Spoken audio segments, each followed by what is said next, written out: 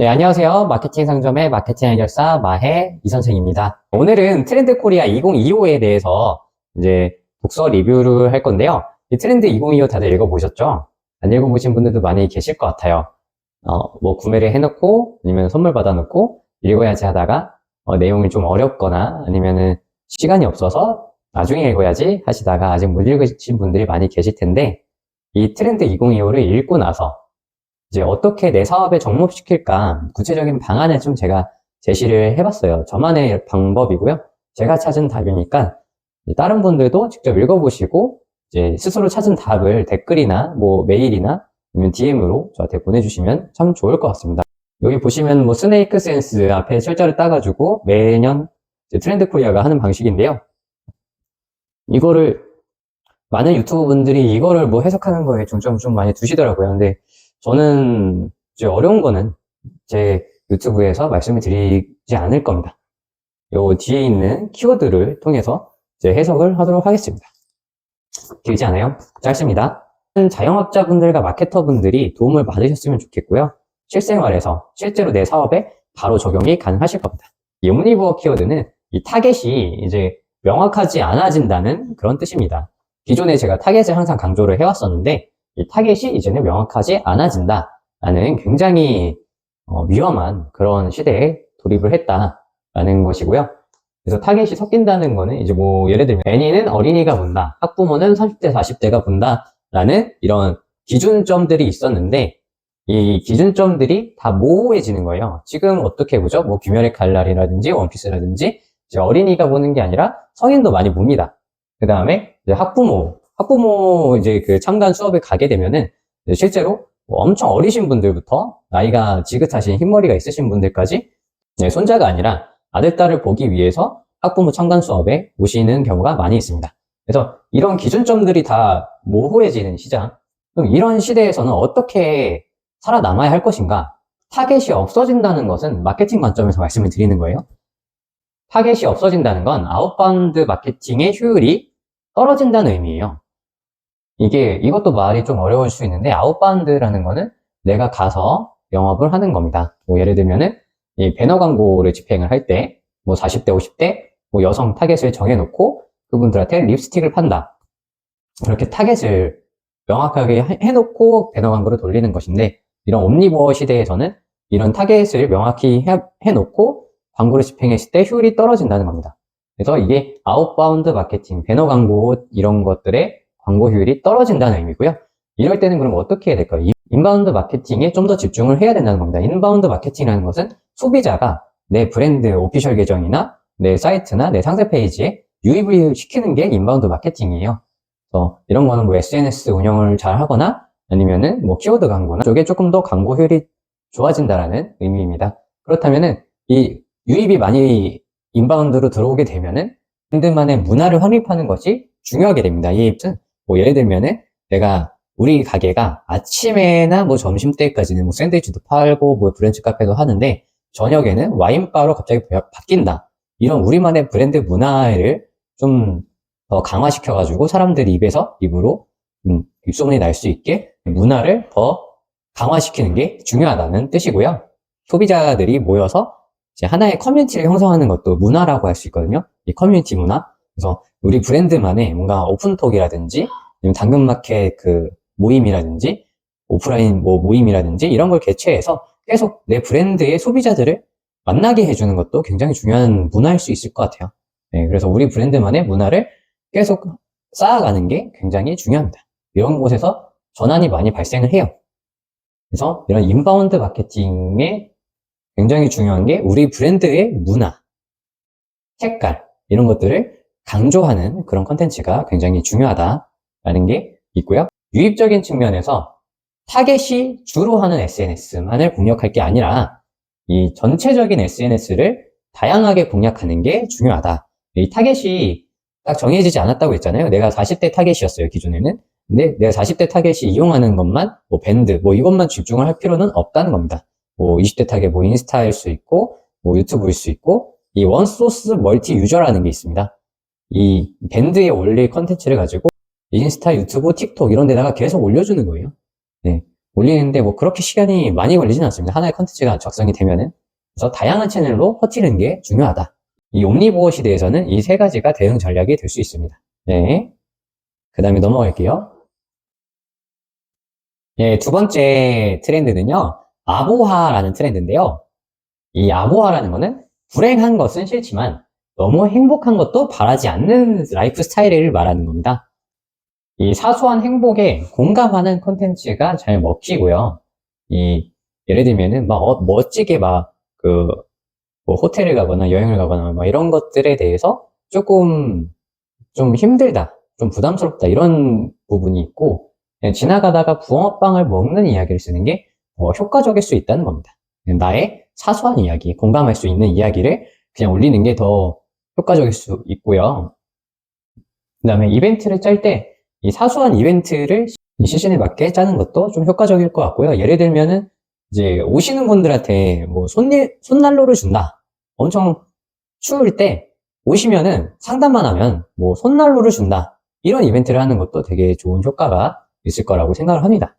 네, 다음 트렌드는요, 이 토핑 경제라는 트렌드인데요. 이 나만의 맞춤형 옵션을 선호하는 경향을 토핑 경제라고 합니다. 이 토핑 경제는 서브웨이 뭐 이런 데 가면은 막 내가 원하는 그런 옵션으로 막 이렇게 토핑을 추가해가지고 딱 나만의 상품, 내가 원하는 딱 그런 상품을 구매를 하는 거잖아요. 지금은 또 이런 걸 되게 선호를 한다고 합니다. 이 상품을 구성을 할 때 기본 베이스를 하나 이제 기본 가격으로 하나 책정을 하고 여기에 여러 옵션을 이제 넣는 방식을 좀 추천을 하고요.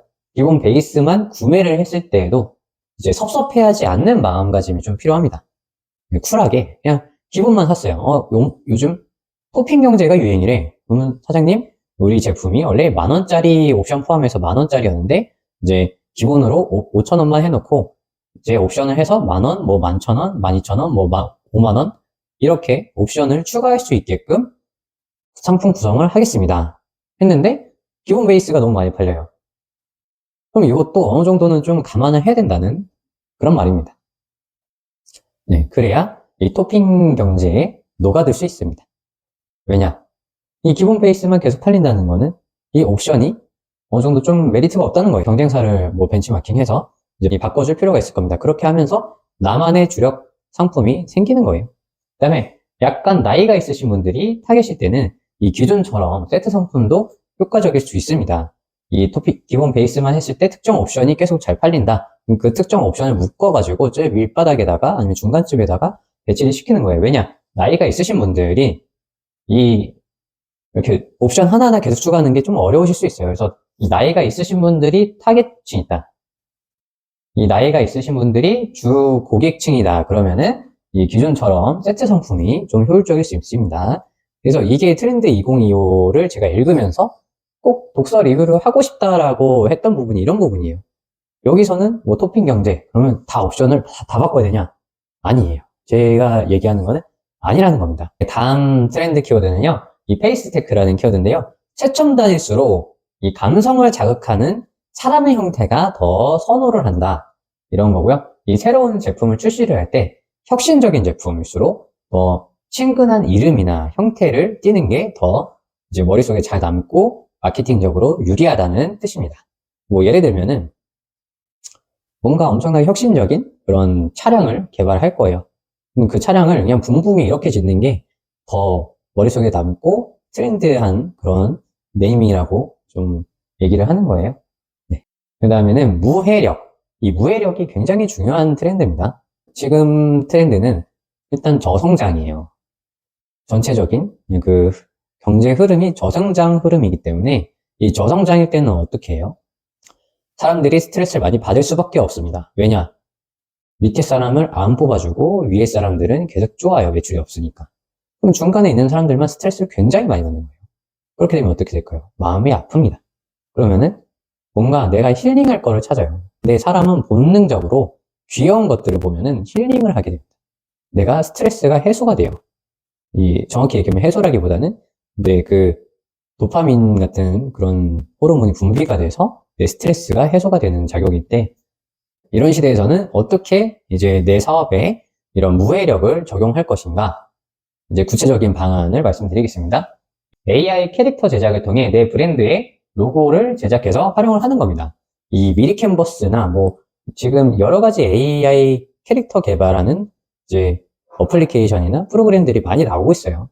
그래서 이런 것들을 최대한 활용을 해가지고 이 내 브랜드의 로고, 캐릭터 이런 것들을 제작해서 내 브랜드 SNS나 내 브랜드 브로셔나 이런 거에다가 넣어가지고 계속 노출시켜가지고 인지를 시켜주는 거예요. 그러면은 내 브랜드를 인지할 수 있는 확률이 더 높아진다라는 그런 트렌드입니다. 그 다음에 그라데이션 K인데요. 이것도 굉장히 중요한 키워드예요. 이 한국이 단일 민족이었는데 점점 세계화가 진행이 되고 있습니다. 저희 고향에만 가도 이 한국 간판이 조금씩 사라지고 있어요. 그럼 지금 이런 시대에서 어떻게 해야 되냐? 우리도 뭐 갑자기 동남아 식당을 하나 내야 되냐? 이게 아니에요. 현실적인 방안을 말씀드릴게요. 이런 변화를 수용을 하고 타겟의 확대가 기회라고 생각을 하는 게 그런 자세가 굉장히 중요한 겁니다. 지금 이게 변화가 작년까지만 해도 지금 점점 우리나라 인구보다는 외국 인구들이 많이 보인다. 뭐 이태원이나 뭐 홍대나 이런 데 외국인들이 점점 많아졌다. 그리고 대학생들은 대학교에 외국인 교환 학생들이 점점 많아졌다. 이 정도만 생각을 했었는데 이게 점점 심화가 되고 저희 동네에서는 지나가다 보면 이슬람 사원이 있어요. 그리고 이슬람 사람들이 차를 거의 막 수천 대가 그 주변에 주차를 해놓고 아침마다 예배를 하는지 거기에서 나오시더라고요. 이런 것들을 보면서 이거는 이제 더 이상 내가 간과할 수 없는 그런 현상이다 라고 저는 생각을 했고, 그렇다고 이거를 뭐 김치에 카레를 섞는 뭐 그런 억지스러움이 아니라 이제 식당에서 할랄 음식이나 아니면 뭐 할랄 표식 등을 해가지고 자연스럽게 이제 어울릴 수 있는 그런 현실적인 방안을 좀 추구를 해야 된다라는 겁니다. 갑자기 메뉴판 뭐 다 영어로 바꾸자 뭐 그거 아니에요. 또 다른 방법은 이제 한국어를 잘하시는 그런 외국인 친구들이 꼭 하나씩 있어요. 좀 오래 사신 분들, 아니면 한국어를 원래 하시는 분들, 한국의 문화를 좋아하시는 분들, 이런 분들을 뭐 가끔 뭐 오셨다 그러면 놓치지 마세요. 그런 분들한테 굉장히 잘해주세요. 그분들이 감동할 수 있게. 우리한테 그분은 손님 중 한 사람인데 그분한테 우리는 이 타지에서 나에게 잘해준 유일한 한국 사람이에요. 이 점을 굉장히 간과하시면 안 돼요. 그리고 이분들의 특징이 구매 전환에 허들이 낮습니다. 그래서 만약에 한국어를 잘하는 외국인 친구를 이제 만들었어요. 혹은 뭐 내 아들 같은 녀석을 하나 만들었어요. 그럼 그분한테 계속 관계 유지를 하면서 뭔가 그분들 사이에서, 그분들의 모임에서 뭔가 어디를 가고 싶다, 어디 먹자. 그러면 이분이 여길로 데리고 올 확률이 굉장히 높습니다. 여기 친절하다, 우리 엄마 같은 분이다 하면서 데려올 거예요. 그럼 그때 더 잘해주세요. 그분들 다 내 아들들이다 생각하시고 잘해주시면은 또 그분들이 다른 분들을 계속 데리고 올 거예요. 그러면은 그 사이에서 이제 큰 유행이 발생합니다. 중요한 게 그 한국인 친구, 처음 나랑 친해진 한국인 친구한테 여기 식당에서의 예절을 명확하게 알려주셔야 돼요. 여기서 너네가 이렇게 행동하면은 다른 사람들이 이렇게 마음을 먹고 불편해해 라고 명확하게 알려주셔야 돼요. 제가 이렇게 뭐 친구를 사귀어라 해서 그 동네에서 뭐 이분들 사이에서, 외국인들 사이에서 유명해져라 이렇게 말씀을 드렸더니 그렇게 행동을 하셔가지고 빠르게 그분들의 단골을 만드신 분이 계셨어요. 근데 그분이 결국에 너무 힘들다는 거예요. 장사는 어느 정도 되는데 기존보다 매출이 올랐는데 너무 힘들다는 거예요. 그분들이 너무 막 어질러 놓고 막 유리병 깨고 술 꼬장 부리고. 그래서 저는 이제 명확하게 딱 한 명한테 그 규칙에 대해서 얘기를 하라고 말씀을 드렸습니다. 그랬더니 그분들이 더 신사적이게 행동을 했다고 하고 다음에 와서는 또 미안하다고까지 사과를 하고 하셨대요. 이거는 하나의 현상이에요. 서로 다른 문화가 융화되면서 발생할 수 있는 자연스러운 현상이기 때문에 이거에 대해서 이제 쟤네들은 사람이 아니다. 쟤네들 때문에 한국 사람들 다 떠나간다. 이렇게 생각하지 마시고 그분들한테 우리 한국의 문화를 알려드리고 적응할 수 있는 또 기간도 주셔야 됩니다. 그래서 같이 융화를 해야지 이 그라데이션 K에 적응을 하실 수가 있습니다. 명심하셔야 돼요. 굉장히 중요한 부분이에요. 이거 적어두세요. 이거는 적어두시고 꼭 이렇게 실천을 해보셔야 된다라는 말씀을 드리고 싶습니다. 물성 매력이라는 키워드인데요. 이거는 뭐 첨단 디지털 사회일수록 점점 물질화되어 있는 것에 이제 집착을 한다. 뭐 집착한다고 표현하기는 좀 그런데 좀 더 물질적인 것들을 선호를 한다. 이 디지털은 눈에 보이지 않잖아요. 이 디지털은 내 손에 없잖아요. 근데 이런 사회일수록 내 손에 있는 거를 더 귀하게 생각을 한다라는 그런 의미입니다. 이럴 때는 내가 체험할 수 있는 디지털 장비를 구비해서 내 매장에 좀 더 재밌게 만들 수 있고요. 사은품을 기획할 때 웬만하면 손에 들고 갈 수 있는 걸 기획하는 게 좋습니다. 뭐 예를 들면은 라면집을 해요. 그러면은 내가 좋아하는 그런 캐릭터들, 뭐 네지코, 귀멸의 칼날의 네지코 이런 캐릭터들을 뭐 조그맣게 피규어로 사가지고 이걸 사은품으로 드리는 거죠. 뭐 라면을 뭐 10초 만에 먹었다. 그러면은 이 사은품 드립니다. 뭐 흰수염 뭐 피규어 뭐 이런 것들, 원피스 뭐 주인공의 피규어들 뭐 이런 것들을 준비를 해놓고 장식을 해놓은 다음에 이벤트를 하는 거죠. 이 이벤트에 사람들이 끌릴 수밖에 없다는 거예요. 내가 이벤트에 참가해가지고 이 인형을 이제 얻게 된 다음에 이거를 SNS에 홍보를 하면은 입에서 입으로 전해줄 수 있다는 겁니다. 네, 이게 물성 매력에 적응하는 방법이에요. 그 다음 키워드는요, 기후 감수성 키워드인데요. 이 뜨거워진 지구에서 불안해하는 이 마음을 이용한 그런 마케팅을 이제 기후 감수성이라고 키워드로 표현을 했는데요. 뭐 예를 들면은 햇빛을 피하기 위해서 지금 양산이나 이런 것들을 패션 우산처럼 쓰고 다니는 경우가 많이 있잖아요. 그리고 또 애완용품 중에서 이 애완견이나 뭐 고양이들이 아스팔트 위를 다니기가 좀 힘들어가지고 이 신발이 굉장히 많이 팔리고 있거든요. 근데 이런 포인트가 굉장히 중요한 포인트예요. 이 사은품으로 할 때 만약에 내 고객이 애완용품을 굉장히 좋아하는 고객이에요. 혹은 내가 애완용품 샵을 하고 있어요. 그러면은 이 사은품을 이벤트로 기획을 할 때 이런 양말이나 고양이, 강아지, 신발을 사은품으로 하면은 굉장히 효과적이게 내 브랜드를 알릴 수 있는 겁니다. 이게 딱 사은품 포인트에 맞거든요. 있으면 좋은데 내가 내 돈 주고 사기에는 아까운 거. 딱 이 포인트거든요. 그래서 이 기후 감수성을 이제 중요한 그 이벤트 기획할 때 포인트로 사용하시면 굉장히 도움이 되실 것 같습니다. 다음은 공진화 전략인데요.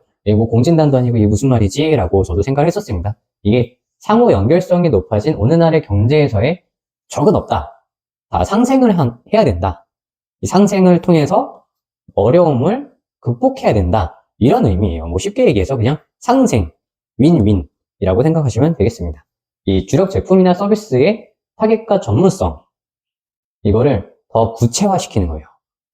뭐 예를 들면은 이 삼성, LG 적이었잖아요. 예전에 많이 막 서로 비하하고 그랬었는데 이제 삼성의 반도체를 LG가 쓰고요. LG의 디스플레이를 삼성이 갖다 씁니다. 이렇게 서로의 장점을 더 세분화해가지고 전문성을 더 극대화시켜서 서로 경쟁자와 협력하여 상생해서 불경기를 극복한다. 이게 공진화 전략의 포인트입니다. 여러 대표님들이 내 경쟁자랑 어떻게 상생을 해? 라고 할 수도 있는데요. 저도 사실 지금 제 비즈니스 모임에서 주력으로 하고 있는 마케팅 분야를 요양원 마케팅만 전문적으로 하겠다라고 선언을 했습니다.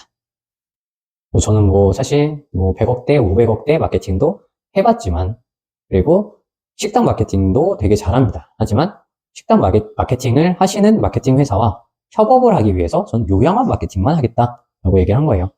왜냐? 요양원 마케팅에선 제가 실패를 한 번도 해본 적이 없습니다. 그리고 식당 마케팅은 사실 좀 효율이 제 기준에선 그렇게 좋은 편은 아니에요. 식당 마케팅 들어오면은 너 줄게. 너한테 요양원 마케팅 들어오면은 나 줘. 이렇게 해서 서로 상생을 하는 게 이 불경기를 극복하는 굉장히 좋은 전략이다 라는 겁니다. 기업가의 제휴 마케팅이 이 돌파구 역할을 할 수 있다는 거, 이거를 굉장히 좀 생각을 잘 해보시면 돼요. 내가 타겟군이 같아요. 내 고객이 같은데 이거를 내가 세분화 시켜가지고 이 고객을 얘한테 주고, 그리고 저 고객을 내가 받을 수 있는 그런 상생분들을 잘 생각을 해보시고 제휴를 통해서 불경기를 극복하셔라. 오히려 이게 기회가 되실 수 있어요. 이 지금까지 B2C 타겟으로만 내 고객한테 내 제품을 판매를 했다라면은 B2B로도 어떻게 내 제품을 알릴 수 있는지를 계속 고민을 해보시고 상생할 수 있는 포인트를 찾으시면은 불경기를 극복할 수 있고 오히려 기회로 만들 수 있다. 그리고 업무 제휴, 영업 제휴 계약서를 미리 준비하세요. 그때 가서 준비하시면은 또 타이밍을 놓치는 경우가 발생합니다. 그래서 나와 같은 타겟을 가지고 있는 상생군과 협력을 하자. 내가 여기서 고객을 갖다 줄게. 너는 저기서 고객을 갖다 줘. 우리가 타겟이 같으니 같이 한번 열심히 해보자. 이런 계약서를 준비해서 꼭 상생군과 협력을 해서 불경기 극복하세요. 이 계약서 같은 경우는 저한테 말씀하시면 제가 유능한 변호사를 또 소개를 시켜드리겠습니다. 이게 바로 상생 불경기 극복입니다. 이 원포인트 업, 이것도 말이 되게 어렵게 느껴질 수 있어요. 원포인트 업, 이게 뭐야 이게? 예전에 뭐 한 1년 전에만 해도 엄청난 내적 성장, 이 성장이 키포인트였는데 원포인트 업? 하나만 성장을 하는 건가? 맞습니다. 내가 지금 잘할 수 있는 부분 하나만 성장시키는 거예요. 왜냐? 지금같이 저성장의 시대에서는 절대로 뭔가 다이나믹한 성장이 어렵습니다. 도전도 굉장한 리스크가 많고요. 이럴 때에는 지치지 않고 조금씩 성장하는 자세가 필요합니다. 그냥 다 바꿔라! 이건희 회장님께서 말씀하셨죠. 다 바꿔라. 우리 바로 앞질러야 된다. 그것도 중요해요. 중요한 방법일 수 있어요. 근데 더 안정적인 방법이 이제 중요하다. 지금 같은 시대에서는 리스크가 없고 더 성공할 수 있는 확률이 높다라는 겁니다. 이게 다 맞다? 아니에요. 완전한 구조조정이나 변화가 필요한 회사도 있어요. 조직의 교육에서도 조금씩 성장을 독려해주는 그런 멘토링 교육이 필요합니다. 네, 이것도 이 조직이 어느 정도 크게 되면은 이 직원들이 갑자기 카톡 퇴사하시는 경우가 되게 많아요. 이거를 방지하기 위해서 이제 친구처럼 엄마처럼 조직에서 멘토링을 해주는 그런 제도가 굉장히 필요합니다. 지금 이 시대의 젊은이들이 상처가 많아요, 생각보다. 그것도 못 견디면 어떻게 해? 못 견디고 있습니다. 왜냐? 면역 체계가 없어요. 이 사람의 관계에 대한, 감정에 대한 면역 체계가 부족합니다. 이거를 인지해 주셔야 됩니다. 그래서 멘토링이 필요합니다. 이 감정을 어떻게 소화시킬 것인가, 그리고 내 능력을 어떻게 끌어낼 것인가에 대한 멘토링이 굉장히 필요하고요. 멘토링이 잘못되면은 나가거나 아니면은 빌런이 되는 경우가 생기는 겁니다. 마음을 닫아버리는 일들이 많아요. 그래서 지금 젊은이 분들을 저는 굉장히 그냥 좀 기다려 주셨으면 좋겠어요. 생각이 굉장히 많은 시대에서 자랐거든요. 부족한 게 아니라 그냥 생각할 시간, 판단할 시간, 실수할 시간을 주시면 됩니다. 그게 바로 멘토링이에요. 다 알려주려고 하지 마시고. 그리고 컨설팅 할 때도 조금씩 성장하고 이거를 객관화시켜서 수치상으로 볼 수 있는 위기라든지 달력이 효과적일 수 있습니다. 네, 그래서 다이어트 프로그램이다. 그러면 다이어트 달력을 사은품으로 드리는 거예요. 멘토링 제도다. 그러면은 이제 조금씩 한 줄로 쓸 수 있는 일기장이나 이런 것들을 이제 쓰게 해서 이제 그런 것들로 멘토링을 체크할 수 있는 그런 이제 제도를 하면 좋을 것 같습니다. 이런 저성장 시대에서는 이렇게 조금씩 성장하다 보면은 결국에는 큰 성장을 할 수밖에 없어요. 내가 한 두세 걸음만 앞서도 다들 다 한 10걸음 정도 뒤로 가기 때문에 상대적으로 내가 선두에 설 수 있는 겁니다. 그럼 다시 고성장의 시대가 오게 됐을 때 내가 선두에 있으니까 그때는 좀 더 성큼성큼 걸어가면 돼요. 그럼 내가 이 시장에서 선도하는 기업이 되는 겁니다. 네, 이 점 명심하시고 원 포인트 업 하시기 바랍니다. 그럼 그 트렌드 코리아 독서 리뷰를 한번 해봤는데요. 좀 내용들이 많이 좀 어려우셨을 수도 있고 왜 이렇게 간단하게만 얘기를 해? 라고 생각을 하실 수도 있을 것 같아요. 이제 2025년을 그러면 한 문장으로 제가 요약을 하자면은 세계적인 저성장이 심화되는 시기라고 보실 수 있고, 트렌드 코리아 전체적인 내용을 한 네 줄로 한번 좀 함축을 해보면은 이 도전하기보다는 환경을 지키면서 차근차근 전문성을 심화시켜가지고 나와 같은 고객군을 가지고 있는 업체와 함께 협업해서 돌파구를 찾고, 그리고 마케팅적으로는 이 고객들이 재밌어 할 수 있는 우리만의 문화를 만들어가지고 이를 SNS 통해 유입시키는 게 중요한 시대라고 좀 함축을 할 수 있을 것 같습니다. 네. 이렇게 트렌드 코리아 2025의 트렌드에 대한 마케터 입장에서 어떻게 대응할 것인지 좀 구체적인 방안을 제시해보는 시간을 좀 가져보았는데요. 너무 간단하게 정리해서 좀 아쉬우신 분들은 직접 책을 보시면서 나만의 답을 찾아보시는 걸 추천드리고요. 난 그럴 시간이 도저히 없다 라고 하시는 분들은 제가 말씀드리는 내용을 내 브랜드에 잘 적용을 해서 2025년도에는 확실한, 엄청난 성장은 좀 어려울 수 있습니다. 확실한 성장을 하시길 바라겠습니다. 모두가 하락할 때 두세 걸음만 내딛어도 시장을 선도할 수 있습니다. 위기는 곧 기회예요. 이상 이 선생이었습니다. 감사합니다.